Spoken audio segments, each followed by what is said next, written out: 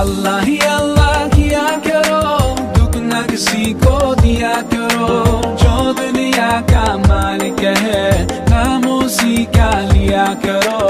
अल्लाह ही अल्लाह, अल्लाह ही अल्लाह, अल्लाह ही अल्लाह किया करो, दुख न किसी को दिया करो, जो दुनिया का मालिक है नाम उसी का लिया करो। अल्लाह ही अल्लाह, अल्लाह ही अल्लाह। Bismillahirrahmanirrahim. Assalamualaikum warahmatullahi wabarakatuh. Waalaikumsalam warahmatullahi wabarakatuh. Alhamdulillahirabbil alamin wa bihi nasta'in ala umurid dunya waddin. Wassalatu wassalamu ala asrofil anbiya'i wal mursalin wa ala alihi wa sahbihi ajma'in, amma ba'du. Kepada yang terhormat yaitu Ibu Yunita Sari SPD CHC dan rekan sekalian yang berbahagia. Pertama-tama marilah kita panjatkan puji syukur kepada kehadirat Allah Subhanahu wa taala yang telah memberikan rahmat, taufik dan hidayahnya, juga kesehatan dan kesempatan kepada kita sehingga pada siang hari ini kita bisa berkumpul di rumah Ibu Guru Yunita Sari SPD CHC. Salawat dan salam semoga senantiasa dilimpahkan kepada junjungan kita Nabi Muhammad SAW yang telah mengeluarkan manusia dari kegelapan dan kekafirannya menuju ke cahaya kebenaran yang terang benderang, yaitu agama Islam. Selamat siang rekan kelompok 6. Sebelumnya kami mengucapkan terima kasih kepada Ibu Yunita Sari SPD CHC yang sudah mengizinkan dan menyediakan waktu untuk berbicara dengan kami pada hari ini. Topik pada wawancara hari ini yaitu pendidikan inklusi. Sedikit pembuka tentang pendidikan inklusi. Terkini tentang pendidikan inklusi menunjukkan adanya peningkatan kesadaran akan pentingnya memastikan setiap individu, termasuk mereka yang memiliki kebutuhan khusus, mendapatkan akses yang setara dalam pembelajaran. Baik, untuk mempersingkat waktu, pertanyaan akan disampaikan oleh rekan saya, Tep Tazani. Kepada Tep Tazani, kami persilakan untuk memberikan pertanyaan. Oke, baik. Selanjutnya pertanyaan sesi pertama ini saya akan mandu dan memimpin untuk kelompok kami. Ibu Nita di sini, Ibu Nita ini ngajarnya SD, TK atau SMP kalau boleh tahu? Ya, kebetulan saya mengajar di TK. Kenapa TK? Karena memang jurusan kuliah yang saya ambil itu jurusan di PGTK, jadi khusus untuk di TK. Pertanyaan pertama di sini adanya apakah di sekolah ini ada siswa yang berkebutuhan khusus, Ibu? Ada jawabannya ya. Untuk di sekolah saya mengajar ada satu anak ABK yang saya tangani gitu ya, ikut belajar bersama teman-teman di sekolah. Selanjutnya di sini apakah berkebutuhan khusus itu berkebutuhan khusus yang seperti apa yang ada di sekolah Ibu ini kira-kira? Oke, kalau berbicara tentang anak berkebutuhan khusus itu banyak ya. Nah, ciri-cirinya itu yang pertama ada yang tunanetra, tunagrahita, tunarungu. Kebetulan yang ada di sekolah Bunita ini dia adalah ciri-ciri ABK yang speech delay. Jadi ada keterlambatan dalam berbicaranya gitu. Ya. Selanjutnya bagaimana sih cara memberikan nilai pelajaran bagi siswa yang memiliki kebutuhan khusus ini, Ibu? Oke, kalau penilaian yang dilakukan kita ini bersifat inklusi ya. Jadi sifatnya itu fleksibel, melihat bagaimana perkembangan dari awal dia masuk yang belum bisa, kemudian kita berikan treatment sesuai dengan perkembangannya. Nah, nanti apakah ada peningkatan dalam perkembangannya, di situ kita bisa menilai. Jadi sistem penilaiannya itu fleksibel aja. Iya. Selanjutnya di sini apakah siswa berkebutuhan khusus ini diberikan semua mata pelajaran, Ibu, di sekolah? Iya, semua siswa yang berkebutuhan khusus, terutama yang ada di sekolah, kita berikan jenis pelajaran yang sama. Jadi semua siswa itu berhak menerima semua pelajaran sebagaimana siswa normal yang lainnya. Tidak ada diskriminasi dan tidak ada yang dibeda-bedakan. Hanya saja paling cara dan waktu pemberian materi agak berbeda dengan teman-teman yang normal yang dibedakan gitu. Yang kelima di sini apakah ada tantangan dalam memberikan pelayanan pendidikan terhadap mahasiswa ini terhadap siswa berkebutuhan khusus. Tentu banyak tantangannya. Jenis tantangan yang saya terima itu ketika saya menerangkan pelajaran kepada anak yang berkebutuhan khusus itu sangat beda jauh dengan saya memberikan penjelasan kepada anak-anak yang normal. Contohnya, kalau anak yang normal saya berikan penjelasan 1 kali, dia langsung bisa menanggapinya dengan cepat. Kalau anak yang berkebutuhan khusus, nah kembali lagi kepada gurunya. Pertama, artikulasi dalam berbicaranya harus lebih jelas. Jadi harus diulang-ulang. Kalau kita berikan 1 perintah, dia belum bisa menerima, 2 kali perintah, 3 kali perintah sampai dia bisa memahaminya dan dia bisa mengerjakan tugas-tugasnya dengan baik gitu. Jadi memang tantangannya harus lebih sabar daripada menangani anak-anak yang normal seperti biasanya, kayak gitu. Iya, terus juga catatan dari saya kalau memang ada anak yang berkebutuhan khusus, dilihat dulu tuh tipe-tipenya. Kayak tipe yang speech delay ini, kita harus lebih jelas dalam berkomunikasi kepada anak supaya dia bisa melihat bentuk mulut kita seperti apa supaya dia juga bisa menirukan komunikasi, supaya dia juga bisa berkomunikasi dengan kita, dia melihat cara berbicara kita gitu, berbicara gurunya dan mengulang penjelasan yang apa yang dijelaskan oleh Bu Guru dan suruh mengulangi apa yang dikatakan Bu Guru supaya cara bicaranya dia itu bisa terlatih dengan baik gitu. Iya. Begitu. Selanjutnya, pendekatan seperti apa yang biasanya dilakukan untuk memfasilitasi pembelajaran inklusi di dalam kelas? Oke, pendekatan inklusi itu sebetulnya inklusi itu sendiri adalah sebuah pendekatan ya. Jadi sebuah pendekatan membangun lingkungan bagi siswa tanpa adanya membedakan ras, suku, fisik, status budaya, atau diskriminasi antar siswa lainnya. Jadi pendekatannya itu berupa pendekatan inklusi yang harus membaur. Jadi nggak boleh lagi sekarang ada perbedaan ini anak normal, ini anak inklusi. Jadi nggak boleh ada kayak gitu lagi.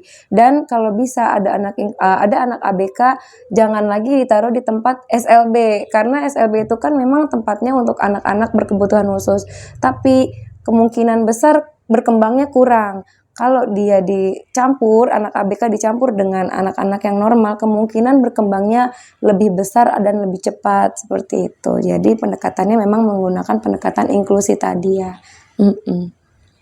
Selanjutnya, apakah orang tua ikut terlibat dalam proses pendidikan inklusi yang ada di kelas? Oke, keterlibatan orang tua ini wajib dan harus ya. Jadi memang orang tua ini wajib terlibat dalam mendidik anak berkebutuhan khusus.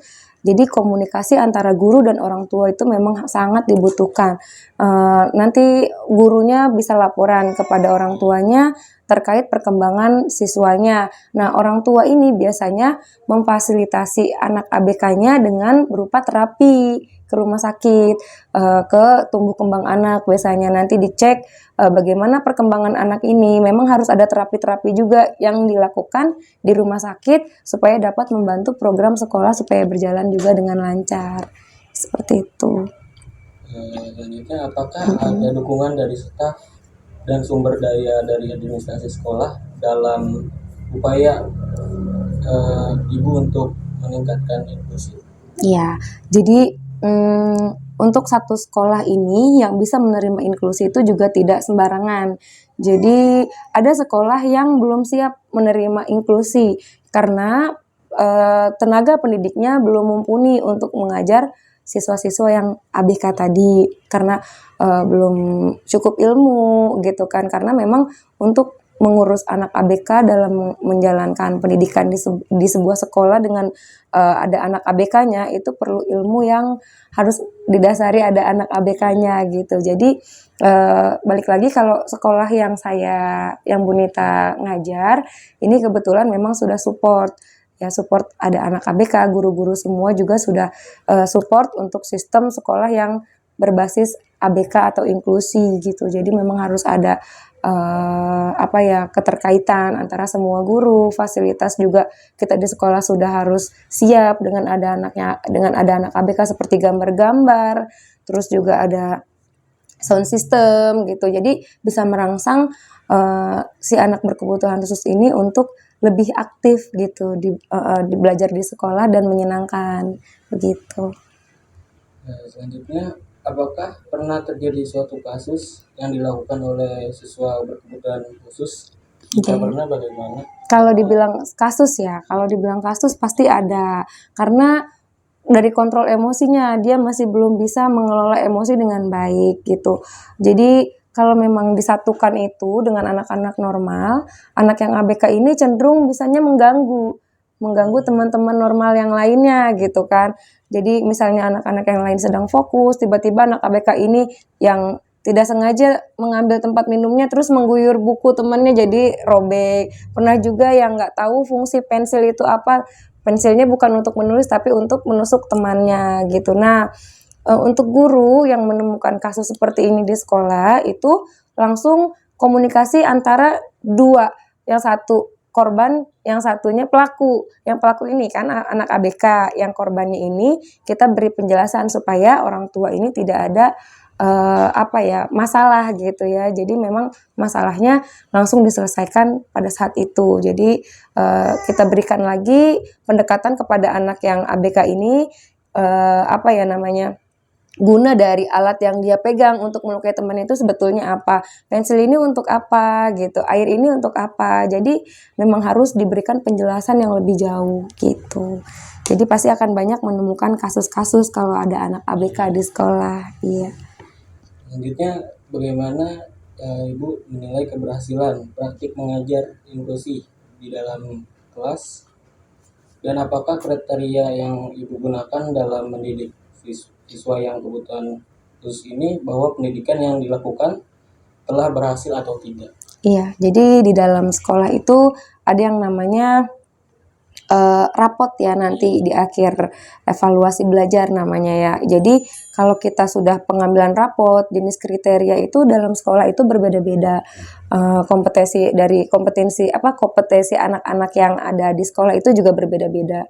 Jadi satu sekolah dengan sekolah lainnya tentu tidak sama ya penilaiannya. Kalau yang untuk inklusi ini jenis rapotnya semua sama. Hanya saja dalam penilaiannya itu perlu ditingkatkan lagi, misalnya dari dia awal masuknya belum berkembang kemudian sudah berkembang. Nah, jadi jenis penilaian yang kita lakukan tadi sebetulnya fleksibel aja gitu. Jadi kita ngelihat kalau memang ada peningkatan kita tulis di sudah berkembang. Kalau memang belum ada perkembangan berarti kita tulisnya di belum berkembang. Dan catatan untuk orang tua, nanti saat pembagian rapot itu di bagian yang belum berkembang ini kita mohon kerjasamanya untuk kemampuan anak ini lebih ditingkatkan kembali gitu kan, seperti kemandirian, cara dia bertanggung jawab. Nah, itu jenis-jenis penilaian yang kita tanamkan untuk anak ABK gitu kan. Jadi anak ABK ini terutama memang harus belajarnya pada kemandirian dan tanggung jawabnya. Begitu ya kalau jenis penilaian yang kita ambil dari keseharian, kebiasaan. Jadi seperti itu, Bang. Pertanyaan yang ke-11, Bu.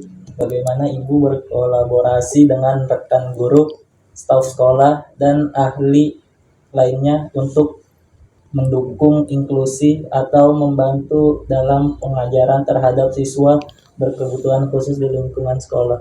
Iya, kayak tadi yang sudah saya jelaskan ya, kalau memang di dalam satu sekolah itu sudah support, pasti dari kepala sekolahnya, dari TU-nya, dari guru-gurunya, semua fasilitas belajarnya sudah siap gitu.